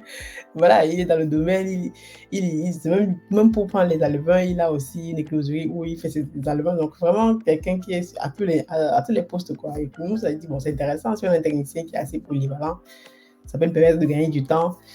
Mais quand je vais au pays et tout, je vois tout ça, il dit, bon, je prends un technicien pour faire une contre-expertise. Je dis, mais c'est pas possible. On me dit que l'eau ici, ça ne va pas. Voilà, donnez-moi un peu votre analyse du sujet parce que peut-être que je me trompe. Mais justement, les gars me disent que non, vraiment, l'eau n'a pas de problème. On fait des analyses d'eau même. Et le technicien lui me dit que oui, l'eau, vraiment, il y a un taux élevé je sais pas, de H d'oxygène dont les cellules ne peuvent pas du tout vivre. Je lui envoie le même compte rendu à quelqu'un d'autre, me dit qu'il n'y a pas de problème. Donc, et ce qui fait même qu'aujourd'hui, dans ce site-là, on élève des cellules et on a sorti notre dernière production dernièrement et les cellules vivent très bien. C'est juste une histoire de management d'eau. Parce que dans la pisciculture, il faut savoir contrôler l'eau. Si tu n'arrives pas à bien contrôler l'eau, parce que les poissons ont besoin d'avoir l'eau qui rentre, qui sort, pour qu'elle soit bien oxygénée. Il suffit que peut-être l'eau ne rentre pas bien dans les étangs, que ce soit la chaîne soit coupée, pour que les poissons ne se sentent pas très bien et qu'on ait des morts en cascade. Et donc, c'est un peu ça. Pour un épisode, donc ça fait qu'on a perdu environ 10 000 alevins comme ça. 10 000, mais ça c'est énorme. À raison de combien? Quand il Combien sait que coûte un l'alevin, alevin? on l'a acheté à 100 francs l'alevin. Donc Waouh, 10 000, 10 000 alevins. ça fait quand même Waouh. presque 1 million de francs CFA de perdu, quoi. En fait, Comme mais ça. en plus, ils avaient déjà grossi puisqu'on donnait à manger. Et pareil, un autre épisode, on achète des aliments parce que les aliments sont des aliments importés. Donc, ils sont faits par des compagnies françaises, tout ça. Et ça coûte très cher. Le sac coûte, le sac de 15 kilos, au tout départ du stade de nutrition, ça coûte 22 000 francs CFA. Oui, non, les vrais prix. Je connais les vrais prix. Qu'après, Les vrais prix. Il y a les faux prix aussi? non, parce que pour que tu te rendes compte que comment quelqu'un peut augmenter les prix, tu vois, Non, non. je vois, je vois. Donc, ça veut dire que le sac d'aliments, par exemple, de 2 milli, parce que c'est les petits grains comme ça, tu vois, un peu comme les petites. En fonction du calibre que le poisson a, quand il est petit, il mange des aliments très très fins, dont 2 milli, millilitres, oui, pas millilitres, mais donc ça coûte à peu près 21 000 francs CFA ou 21 500, vraiment, en fonction des marques. Mais le gars, il nous facturait le sac à combien? Je me rappelle, 22 000 francs, 22 500, voilà. Avec la facture, hein. Donc, moi, je demande, parce que moi, chaque fois, il dit, tu achètes le truc, tu veux voir la facture. Parce qu'on doit justifier. Moi, je garde tous les éléments comptables parce qu'après, on doit justifier auprès des actionnaires. Je ne sais pas moi, c'est pas mon argent, on doit justifier qu'on a acheté 100 sacs. Voici, voici. Et donc, le gars, il va aller voir le gars qui vend les aliments. Bon, les gars, écris-moi le sac. Ils s'arrangent entre eux. Écris-moi le sac à 2500, avec 2500. Donc et c'est comme ça pour tous les sacs parce qu'en fonction des grammages, plus le poisson grandit et moins le sac coûte. Donc à partir de quand le poisson est à 100-200 grammes, le sac d'aliments que tu donnes de 15 kilos, ce n'est plus le même grammage, donc c'est des 3-4 milli et donc c'est moins cher. Donc c'est dans les 16 000 francs, 17 000 francs pour les plus chers. Et donc le gars nous facturait tous les sacs à 22 500. Donc si tu comptes sur, on a acheté peut-être quoi, 200 sacs comme ça. Et le pire, c'est que le gars, il gardait les sacs chez lui parce qu'au départ, on n'avait pas de magasin. Mmh. En fait, on n'avait pas de magasin et tout. Donc, non, non, vous inquiétez pas, moi, j'ai un entrepôt chez moi, tout ça. Erreur fatale. Donc, et là, tu n'as aucun contrôle parce que le gars, il dit qu'il a acheté 100 sacs et que moi, que 100 sacs. Mais derrière, C'est même le pas cas, ça. il dit que tous les jours, il faut donner peut-être, je sais pas moi, 50 kilogrammes de poisson, d'aliments au poisson. Il amène ça sur le site, c'est encore lui qui contrôle les sacs d'aliments. Il peut te donner moins et te dire après que j'ai donné plus. Donc, tu n'as aucun compte espèce de contrôle, mais un truc terrible. Donc, vraiment les erreurs de débutants que. Mais Et maintenant, quel est votre chiffre d'affaires? notre chiffre d'affaires, on a fait un chiffre d'affaires de l'année dernière, je veux dire, de 18 000 euros. Bon, malgré toutes ces pertes. Mmh mh. Et là, en fait, si on comptabilise les ventes qu'on a fait de 18 000 euros. Et ça, c'est parce qu'en 2022, comme je disais, on a beaucoup investi. On a investi dans l'achat des terrains, dans la construction des étangs et dans la construction des bâtiments, tout ça. Donc, tout ça, ça amortit sur 10 ans, quoi. Donc, comme je te disais, on ne peut pas être rentable, en fait, puisque première phase et tout, on a beaucoup investi et c'est au fur et à mesure qu'on va. Et tu comptes être rentable dans combien d'années? On compte être rentable, disons d'ici 5 ans. D'ici D'ici 5 5 ans? ans, voilà, si on continue vraiment notre plan notre plan d'emportement et d'objectifs. Parce que le but pour nous, en fait, il y a vraiment la demande. Au fur et à mesure qu'on travaille avec des personnes, voilà, parce qu'on a changé complètement toute l'équipe. J'ai on a viré tout le monde. Waouh! Tout le monde a viré tout le monde, y compris justement le collaborateur en question, parce que Et qui est resté et actionnaire? ce qui est resté parce que j'étais ça le dit, il était Ouais. actionnaire et à la fois salarié. Donc, parce que par exemple, tu vas par exemple poser des questions parce que moi, j'ai vraiment mis ça en place, c'est des points tous les dimanches. À la fin de la semaine, il faut qu'on fasse un point pour savoir ben, qu'est-ce qu'on a fait comme activité sur place, les tâches qu'on t'a confiées, tu as fait ça, tu as fait ça, tu rends compte parce que voilà, il faut rendre compte pour que nous aussi, moi c'est mes collègues, on puisse rendre compte à tous les autres actionnaires parce que au quotidien, tu ne peux pas gérer l'entreprise avec 100 personnes. Bon, en fait, on est 55 actionnaires actuellement, ou 54, une cinquantaine, mais tu ne peux pas gérer ça avec le monde. Il y a forcément, donc, il y a un petit groupe de personnes qui sont, on a un conseil d'administration pour l'occasion. Parce qu'au Mmh. départ, on devait créer une SA, une société anonyme, pour des raisons de lourdeur administrative.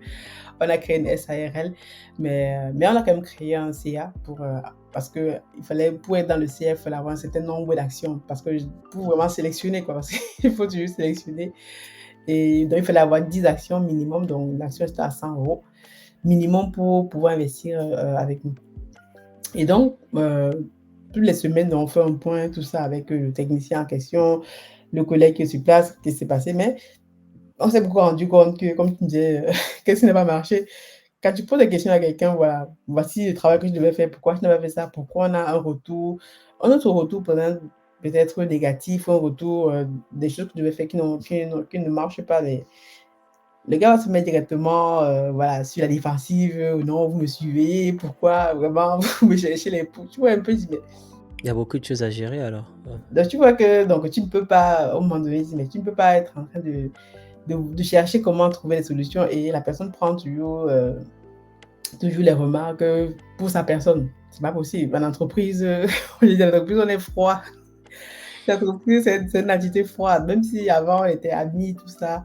Là où je suis là, ce n'est plus Ariel que je connais là. Moi, je suis froide, donc tu dois me répondre aux questions. Si tu n'arrives pas à rendre compte, c'est ça que tu es incompétent dans le travail que tu fais.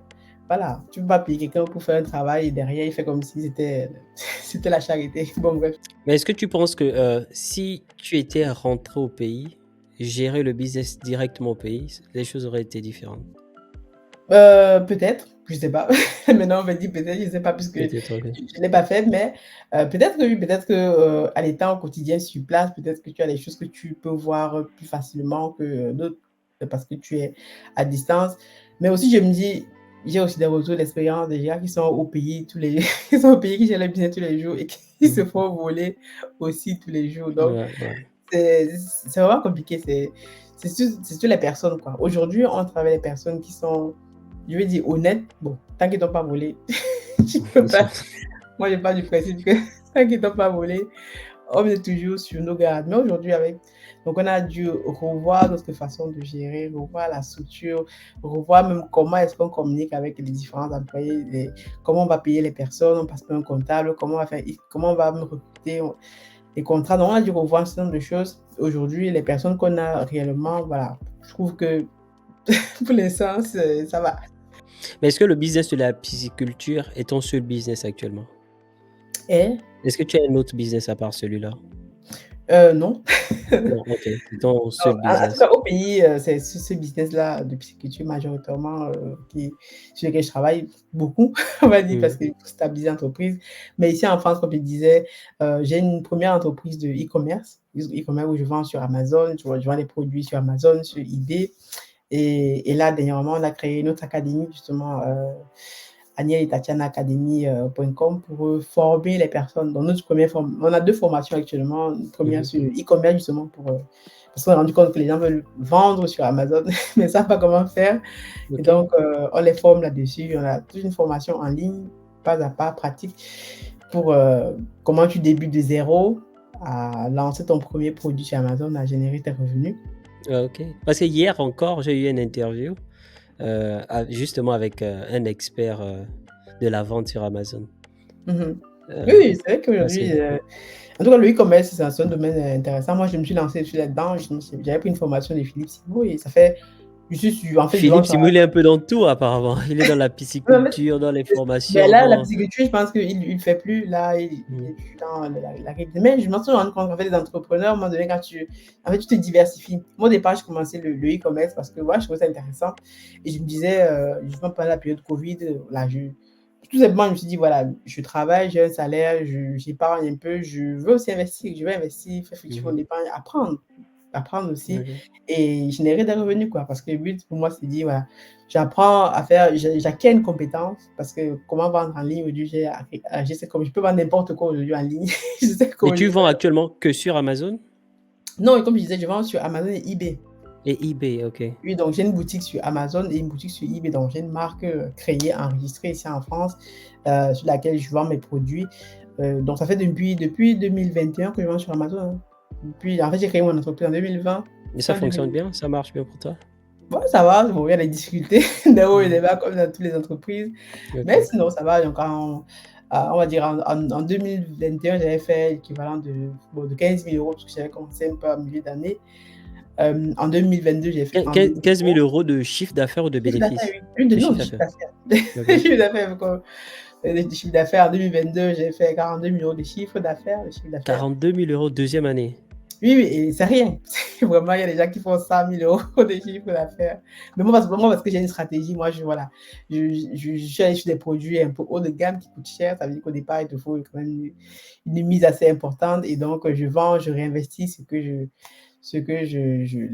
les bénéfices que j'ai, en fait, je ne me paye pas, je réinvestis et Mmh donc j'investis vraiment de façon minime, quoi. Je réinvestis juste pour remettre mon stock. Donc, mais si tu veux faire OK. 100 000 €, il faut aussi préparer l'argent pour avoir le stock qui va te permettre de faire 100 000 €, quoi. Mais moi, le but, Et voilà, c'est de maintenir l'activité au fur et à mesure et lorsque le moment sera venu, peut-être que je vais investir massivement dans ce domaine-là ou peut-être revendre ma boutique. Parce que tu peux aussi revendre ta boutique. Puisque ta mmh boutique, tu as déjà fait assez de chiffres avec, elle est connue, ta marque est connue, tu peux la revendre. Donc, en fait, OK. c'est une stratégie comme une autre. Chacun a sa OK. stratégie dans le business. Et tu es aussi dans la formation, tu l'as dit Oui, tout comme je à disais, l'heure? oui, donc avec, ma collègue avec qui je travaille sur plusieurs business, donc Mmh on a mis en place une plateforme de formation justement, parce que les gens me demandaient sur YouTube: «Mais comment tu fais ça? Comment tu fais ça?» et tu fais des vidéos, tu expliques. Je dis: «Mais pourquoi je ne fais même pas une une formation où je mets tout ça dedans et je vends la formation?» Il y a besoin qui veut vraiment comprendre comment ça, parce que les gens aiment trop le gratuit, les Africains. Elle aime Et trop tu le fais quel gratuit. genre de formation? Donc, sur les formations en ligne, comme je disais, par exemple, sur Amazon, sur le e-commerce, on montre aux personnes de A, donc from scratch, de, de zéro, comment faire, tu crées ton entreprise jusqu'à ce que tu crées ton compte Amazon, jusqu'à ce que tu mettes ton premier produit sur Amazon, tu commences à faire tes revenus, quoi. Et on a aussi du coaching pour accompagner les personnes. Il y a des personnes qui m'ont contacté pour juste les aider à lancer leurs produits parce qu'ils avaient fait une formation ailleurs. Ils voulaient juste que je les aide à lancer leurs produits, les stratégies. Parce que, en fait, tout ça, c'est aussi une des compétences parce que on doit aller négocier les prix avec les fournisseurs chinois. Tu dois après les envoyer dans les entrepôts Amazon. Tu dois calculer ton chiffre d'affaires. Vraiment, c'est un vrai entrepreneur. Ça te met vraiment dans Mhm. le mindset de l'entrepreneur. Et quand tu te lances, comme dans chaque entreprise, ce n'est pas pour dire que tu vas gagner maintenant. Parce qu'il te faut au moins 5 ans minimum. C'est pour ça qu'on a Et- beaucoup de statistiques qui disent mhm. qu'avant 5 ans, tu as beaucoup d'entreprises qui se créent meurent avant 5 ans. Parce que parfois, les gens ne savent pas attendre, quoi. Dès que tu as Ouais. les revenus, les premiers revenus, tu manges tout, tu fais autre chose. Non, il faut toujours investir. Donc, on est dans Est-ce qu'il la... y a aussi une formation sur la pisciculture? Oui, justement, comme je disais, donc c'est notre Ok. deuxième formation sur laquelle on est en train de travailler sur la pisciculture. Parce que beaucoup de personnes me disent: «Oui, Daniel, comment tu fais ça? Comment tu fais tel truc?» Oui, est-ce que je dis: «Bon, j'en ai marre de bavarder».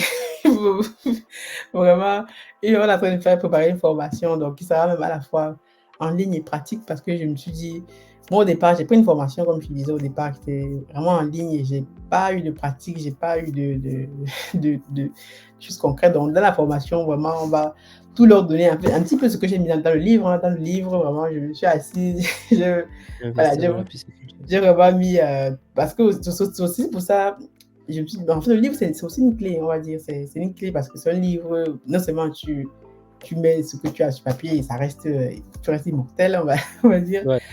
mais et c'est aussi une expérience intéressante d'écrire un livre. C'est la première fois Envoie-moi que le lien, je vais, je vais me c'est la lire. première fois, oui, je t'enverrai le lien par message. C'est la première Ok. fois que je me disais que je pouvais écrire un livre et tout, mais en discutant avec justement, moi, je l'ai fait éditer par l'édition Argent Livre, qui est de la Là, je communauté. vois. Argent livre. Et voilà. Et moi, c'est intéressant aussi de, voilà, de faire travailler les gars de la communauté. Et je me dis, ensemble, on fait du business, donc c'est ce que font les Chinois, c'est ce que font toutes les communautés dans le monde. Et donc, moi, c'est intéressant. Et donc, dans la formation, c'est vraiment, on va dire, ce que j'ai mis dans le livre qui me met en visuel et tout, en détaillé, qu'on va monter dans la formation. Et vraiment aller plus loin, quoi. Aller plus Et loin. ces formations, la formation sur Amazon, c'est déjà prête, c'est-à-dire on Oui, peut oui, les... elle est prête. La personne, elle est prête depuis à peu près Mais deux sur trois la mois. pisciculture, pas encore. Sur la pisciculture, on a déjà les premiers modules sont Ok. prêts, mais les personnes peuvent prendre les formations puisqu'au tout départ, quand tu vas prendre la formation, ce qu'on va faire, la première chose, c'est examiner ton projet. Donc, il faut qu'on te prenne d'ailleurs en coaching. D'ailleurs, il y a même des coachings qui est intégré dedans parce que faut qu'on examine ton projet pour dire si tu prends la formation, ça veut dire que tu dois avoir un projet, euh, un projet en fait que tu veux lancer, te lancer dans ce domaine-là. Donc, il faut qu'on examine ton projet et donc ça fait partie des préalables quoi. De la formation, on va te montrer les généralités, comment on fait ça, comment on Mhm. fait ça, mais il faut déjà que tu aies un bon projet. Bah, je sais que là, tu es sur Amazon, tu es dans la pisciculture. Moi, par exemple, supposons que bah, je suis pas encore entrepreneur, mais je vais me lancer dans l'entrepreneuriat. Tu me recommandes quoi? De me lancer dans la pisciculture ou de me lancer sur Amazon? Avec un budget, par exemple, de 500 €. Voilà, 100 € donc C'est commande rien. vraiment bon peut-être même pas sur Amazon, Amazon ça va te coûter trop cher. Si tu Ok. as un budget de 500 €, c'est pour me te recommander. Tu peux faire peut-être de l'entremetteur, je sais pas moi. Donc C'est-à-dire, aller 500 € sur Amazon, c'est pas suffisant? ah non, c'est C'est rien. Amazon, tu peux vraiment te lancer sur Amazon, même 500 € pour le dropshipping, c'est pas possible, c'est pas c'est pas assez. Tu Parce que recommandes combien alors pour se lancer sur Amazon? pour Amazon, vraiment, il faut avoir au minimum 5 000 €. 5 000 € Minimum 5 000 €. 5 000 € sans compter, bon, si, parce que si je compte même, oui, avec peut-être la formation.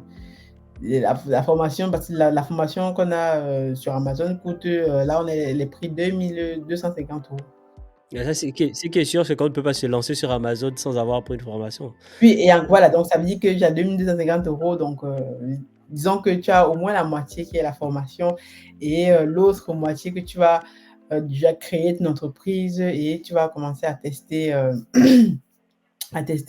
les produits que tu vas pouvoir lancer, peut-être en lançant 50 produits pour tester quoi. Mais il te faut au moins 5 000 € vraiment.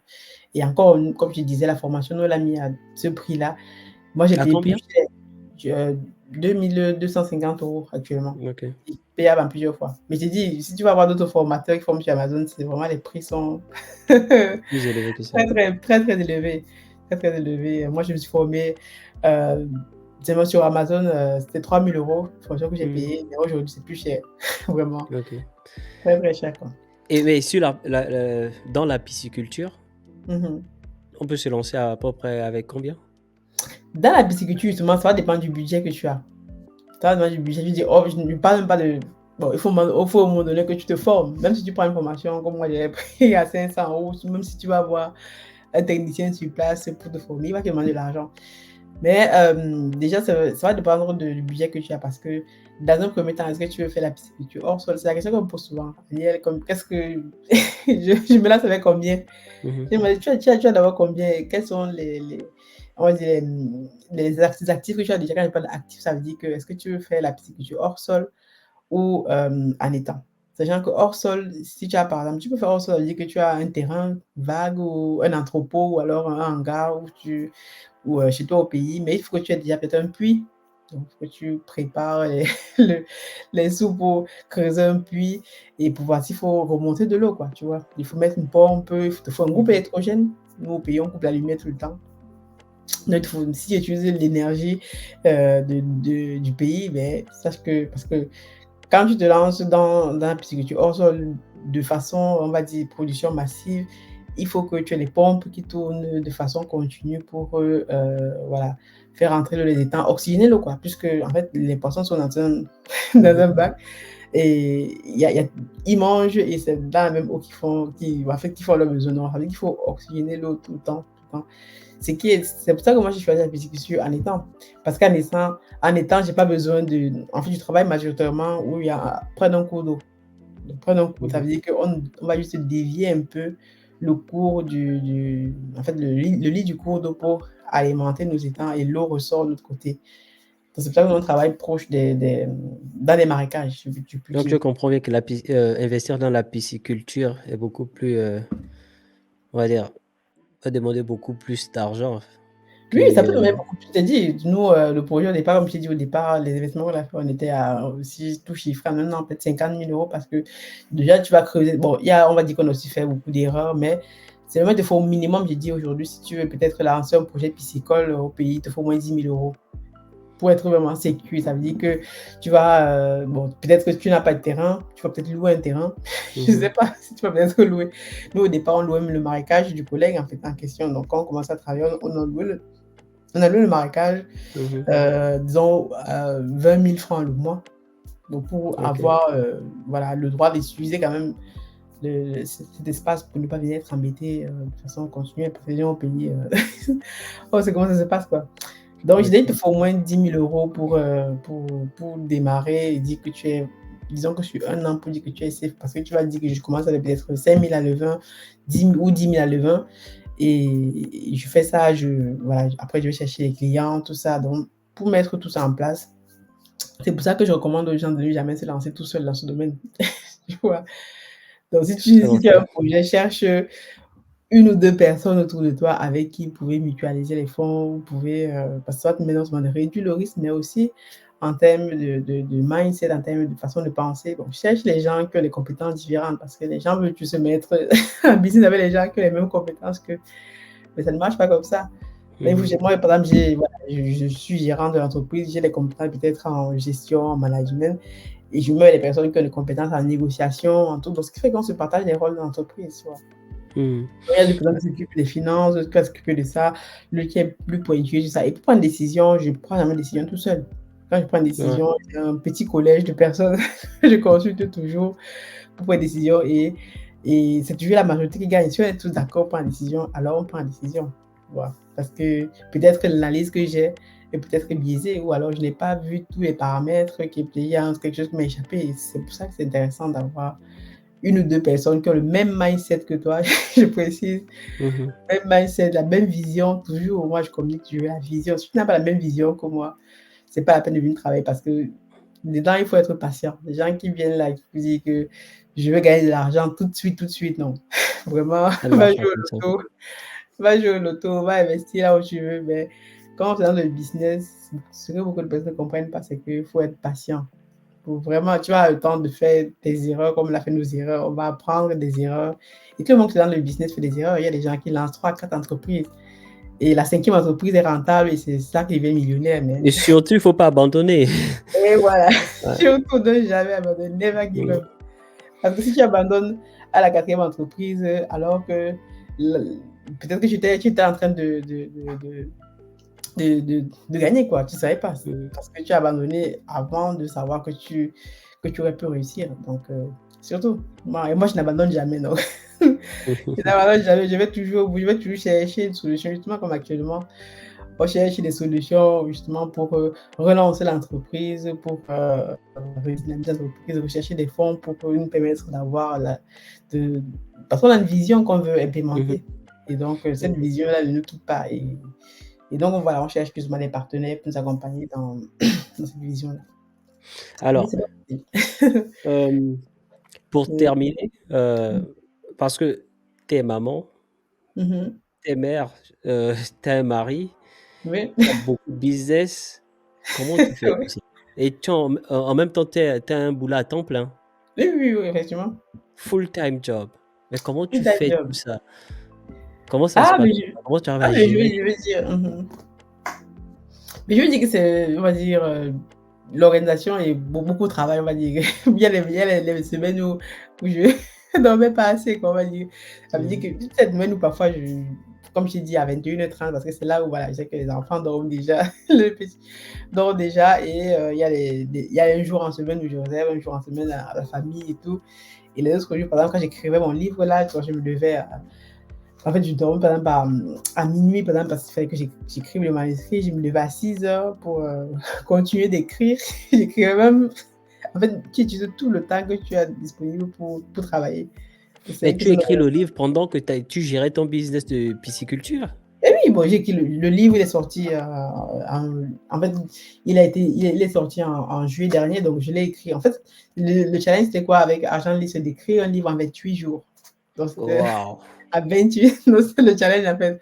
Donc, on a commencé à écrire le livre, on va dire, à partir de novembre, parce que fin octobre, on a fait la réunion avec tous les écrivains, tout ça, et on a montré la méthode. Donc, novembre, commencer à écrire le livre, et en janvier, il fallait rendre le manuscrit pour que Mmh. l'équipe de l'édition puisse le lire, le valider, le corriger.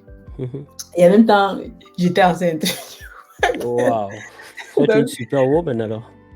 bon, en fait, j'essaie de faire, quand une chose me tient à cœur, vraiment, je mets tout en œuvre pour, je suis vraiment, je suis quelqu'un qui fonce, quel que soit ce qui est à côté de moi, ok, je contourne les gens, il faut que j'arrive, quand je me suis fixé un objectif, il faut que j'arrive à cet objectif. En fait, c'est tout simplement la détermination. Et je pense que pour réussir, on doit pouvoir faire ça parce que sinon, tu peux du trouver des excuses. Oh, je suis fatiguée. Oh, je suis maman. Oh, je Mmh. suis, comme je disais à ma conférence, quand justement on a fait une conférence le week-end de l'écrivain, où j'ai présenté un livre. Oh, j'étais enceinte de 8 mois. Tu vois, j'étais enceinte de 8 mois. Oh, je suis maman. Je suis quoi?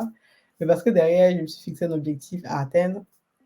Et quels que soient les moyens, tu Mmh. dois atteindre, quoi. Donc, comme je disais, c'est une question d'organisation, quoi. Donc, tous les petits moments que tu peux avoir dans la journée, parce que moi, quand je travaille, du coup, en tant qu'ingénieur, donc j'ai souvent une pause de midi à 14h.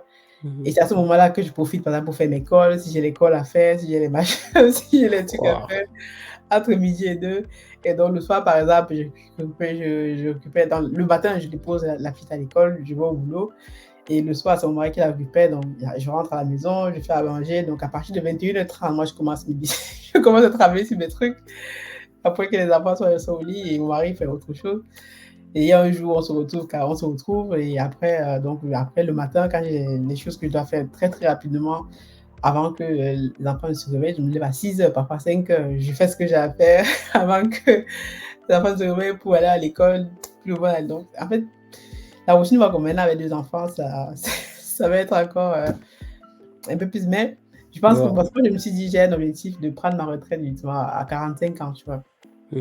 Ça veut dire qu'à 45 ans, je dois plus travailler pour quelqu'un. Bon, même si je travaille plus pour moi-même, parce qu'en Et plus, tu dois être libre financièrement en quelque sorte, à voilà, c'est ça, 35 voilà. ans. En plus, je me suis mis en freelance pour avoir aussi pouvoir contrôler, contrôler mon revenu et contrôler aussi mon temps et donc voilà, mais c'est une question d'orientation quoi et de surtout d'objectif. Et l'objectif est atteignable, je pense. Quand on a un objectif à atteindre, vraiment, voilà, il faut on met tout ce qu'on peut mettre, à son niveau pour réussir et c'est comme ça que font les gens qui ont réussi, hein. En Il y tout a cas, pas la avec ton mindset, il y a aucun raison que tu n'atteignes pas ton objectif. Ça, c'est sûr. ah mais c'est on n'a pas le choix, il faut on se dit que voilà, on est déjà mouillé. Comment Dieu pour payer mouillé, Mmh. c'est mouillé, il faut seulement aller. Mmh. Quel que soit lambda, il faut réussir donc l'échec n'est pas une option comme ça. Bon, en tout cas, moi, je Super. ne considère pas qu'il y a des échecs, c'est juste des expériences de la vie, des challenges parce que, avant de savoir que tu as échoué, beh, que tu as mal fait, il faudra mal faire. Exactement. Il faut mal faire pour réussir et c'est voilà, c'est mais je trouve même que nous Africains, on travaille pas assez. On travaille pas assez. Quand tu regardes les Chinois, quand tu regardes d'autres pays dans le monde, les gens travaillent plus que ça parce que Ils travaillent beaucoup plus que et nous, les on devrait Africains. travailler encore 2 fois plus parce qu'on est très, très loin derrière et derrière, ce monde-là et voilà et nous, en tant que femmes encore, on doit encore travailler 2 fois plus. Bah, en tout cas, nous, Mmh. on travaille déjà 2 fois plus, c'est pas normal, mais en tant que femme noire dans ce pays-ci, tu dois Faire tous les beaucoup jours plus d'efforts. travailler 2 fois plus et Mmh. moi, dans mon boulot tous les jours, je travaille beaucoup avec les hommes. Bon, en tant qu'ingénieur logiciel, je Mmh. suis dans un domaine où il y a beaucoup de garçons, beaucoup donc ça veut dire que quand tu vois une femme noire, d'habitude, je suis la seule fille noire dans les équipes, donc ils se demandent pourquoi, qu'est-ce qu'elle fait? Qu'est-ce qu'elle fait là, celle-là? Donc généralement, c'est toujours ça, quoi, donc et je dois travailler encore 2 fois plus pour montrer que, beh, je suis à ma place. Mmh. Donc mais sinon, c'est Super. intéressant, c'est enrichissant, quoi, parce que ça permet de en fait, non, on a pas le temps de s'ennuyer. Vraiment, Il y a toujours quelque chose à faire. il y a toujours un truc à faire, il y a tellement de choses à stand-by qui dit que: «Mais quand il y aura tenu, je dis que: «Waouh, j'ai ça à faire», mais après je priorise, quoi. Mmh. Il y Il a des faut être choses vraiment bien organisé alors, structuré. ouais, ouais, on essaye. Bon, parfois, ça n'arrive pas, mais on essaye. Mmh. On Alors, essaye, ouais. petite parenthèse avant de conclure cette interview. Mmh. Heu, Combien ça t'a coûté, heu, pour écrire ce livre? Combien ça m'a coûté en termes de Ouais, quoi? parce que De moi aussi j'ai un objectif d'écrire un livre plus tard. mmh mh. Combien ça t'a coûté en termes d'argent, en termes de temps? Tu as dit en 28 jours, mais en termes Oui, d'argent donc le avec le le le challenge avec Argent Livre, si tu vas sur sa page, mmh mh. sur ça aussi, tu vas voir. C'est écrire un livre en 28 jours. Donc, Mmh. il t'accompagne avec des coachings. Donc en termes de coût, c'est vrai que le f le la formule qu'il proposait, en fait, c'était compté dans les, 4 000 €, par là, si je me rappelle. En fait, ça veut dire que c'est donc on a fait un week-end de l'écrivain, c'est-à-dire qu'il t'aide à, voilà, structurer tes idées. Donc tu as un coach. Ouais, Mmh j'ai mh. un coach, en fait, qui est au Cameroun, en fait, qui m'accompagne, on avait des réunions tous les une fois par semaine ou parfois même 2 fois par semaine sur, voilà, tu dois écrire. En fait, tous les jours, on avait un nombre de mots à écrire. En fait, d'une période donnée, tu dois écrire peut-être, nombre de pages plutôt, pas nombre de mots. Je lui avais écrit 4 pages et au fur et à mesure comme ça, en fait, c'est vraiment une méthode qu'ils ont mis en place. Au fur et à mesure que ça avance, le nombre de pages que tu dois écrire augmente. Donc ça veut dire que tu as la pression et après on fait des En réunions 28 et jours. tout pour, en parler, pour dire si des difficultés ici à gauche, à droite et après ils te poussent vraiment quoi, ils te poussent à arriver à l'objectif parce que le but c'est aussi que tout le monde arrive à au bout des 28 jours à écrire le livre et après il a un événement qu'il appelle le week-end de l'écrivain où il présente les auteurs qui ont voilà, écrit un livre, en fait un livre impactant. Moi, je voulais écrire justement un livre pour partager l'expérience que j'ai fait parce que je trouvais que dans la communauté, il n'y a pas de livre sur la pisciculture et très peu de personnes réussissent à confier leur expérience sur un livre pour parler de, leur, de ce qu'ils font et tout le monde cache l'information. Moi, c'est important de faire ça et aussi, pour moi, c'est une clé parce que demain, après-demain, je peux venir, je fais des conférences sur la pisciculture, il y a Ouais, des gens bien qui me sûr, ouais. contactent parce qu'ils me disent Tu es beaucoup plus crédible avec un livre. voilà et c'est une clé, comme il disait, en fait, c'est vraiment une clé. Il y a des gens qui nous ont contactés, heu, parce que j'ai écrit le livre et justement aujourd'hui, avec lesquels qui sont en train de travailler avec nous parce que la vision qu'on a dans le livre, c'est comme je disais tout à l'heure, devenir leader dans la production et la transformation de poissons. Et pour ça, on a besoin de partenaires, des gens qui vont nous accompagner à accomplir cette vision. Et donc, les gens qui ont lu le livre, il y a des gens qui, là où j'ai présenté le livre, et qui me disaient vraiment c'est un projet super intéressant. Si tu veux lever des fonds auprès d'institutions financières, bancaires, même aujourd'hui, par contre, c'est que nos États sont déficitaires en matière en tout quoi. On importe tout ce qu'on mange et c'est vraiment important aujourd'hui pour des États même d'encourager ce type d'initiative. Waouh, Donc, pour aller lever super, des fonds super. aujourd'hui, on va peut-être aller lever des fonds auprès des institutions bancaires grâce à ce livre aussi. Ouais, ça c'est lié. Ouais, Grâce à ce livre aussi, auprès de la Banque mondiale, de l'AFD, tout ça, grâce au livre aussi, parce que, que tu vois là. super, super. Il coûte 29 € Félicitations, par page. félicitations à toi. Donc, Et pour moi, c'est aussi, mmh merci. C'est une stratégie pour dire, voilà, je vais écrire un livre, mais derrière, c'est une clé qui va me permettre d'ouvrir peut-être des portes parce que tout le monde, là, on parle en ligne, mais tout le monde, quand tu vas aller voir les grandes personnes, parfois, tu vas dire que tu fais des vidéos en ligne, ton projet, c'est quoi? Mais quand tu dis que, bon, lisez le livre aussi, Ouais, ça devient plus crédible, en fait. Et oui, donc pour te dire, voilà, en fait, le pack complet, je pense, dans les 4 000 € et d'ailleurs, il fait aussi la communication du livre, tout ça. Ben, moi-même, déjà, je parle de mon livre, donc ouais, OK. mais voilà, il communique aussi sur le livre, tout ça et voilà, c'est important, quoi et moi aussi, je t'ai dit, voilà, au moins, demain après-demain, si je meurs, quand même, mes enfants, ils sauront Ouais, et un livre. ils Ça fait sauront que là, partie aussi des belles objectifs, écrire un livre. voilà, l'homme a fait quelque chose et les écrits restent, comme on dit, Mmh. pour la postérité, quoi. Peut-être qu'il y aura un tome 2, peut-être, Peut-être. au fur et à Al mesure qu'on avance dans l'expérience, quoi. Mais non, ce fut un plaisir pour moi d'avoir, échangé avec toi aujourd'hui et et je moi te aussi, remercie encore une fois de plus, moi heu, aussi. pour ton Mmh. temps et Ça marche, est-ce que ça marche. est-ce que tu as quelque chose à dire avant de terminer l'interview? Bon, je sais pas, l'interview, tu vas la diffuser sur, j'imagine, sur tes pages, tes réseaux, mais Mmh, peut-être tu m'enverras, je un le extrait ferai, aussi. je Un le extrait, ferai. je pourrais la diffuser aussi auprès Mmh. de la communauté. Mais donc nous, aujourd'hui, moi, je me suis rendu compte que c'est vraiment on va dire la communion des efforts, tu vois? Quand tu fais, voilà, l'éducation financière, mais tout ça, en fait, c'est pour, je pense, c'est pour éduquer nos communautés, nos populations, parce qu'on s'est rendu compte que l'Afrique, on dit, c'est un géant au pied d'argile, en fait. Donc, on a toutes ces richesses, tout ce potentiel, tout. Et surtout, on a une diaspora qui est éduquée, formée. Et voilà, tous les Africains avec qui je parle dans le monde sont éduqués, ont fait les meilleures écoles, mais on se rend compte que mais, on est toujours les derniers quoi, dans presque tous les domaines. Mais je pense que c'est une question de mindset, de mentalité, d'éducation. Et je pense qu'il faut que les personnes fassent ce travail-là, comme tu fais, comme je fais, comme d'autres le font aussi. Et voilà, pour dire qu'on n'est pas, on n'est pas né maudit. Ah, ça c'est sûr, ça c'est sûr, ça C'est c'est sûr. que le nom n'est pas maudit, c'est sauf que c'est juste que peut-être, via notre histoire, via mais et encore là, c'est pas une fatalité, donc chacun a son petit niveau, parce que moi je dis: «Chacun à son petit niveau peut faire quelque chose». N'attendons pas le messie, n'attendons pas comme ils disent que: «Oh les Français, oh les Blancs», vraiment, ou les Chinois.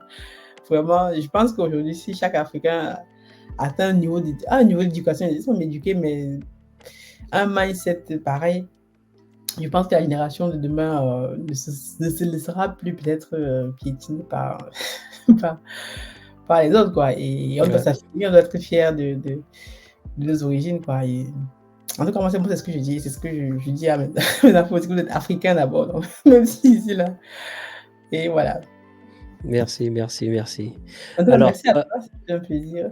merci à toi aussi et n'oublie pas de m'envoyer le lien de ton livre.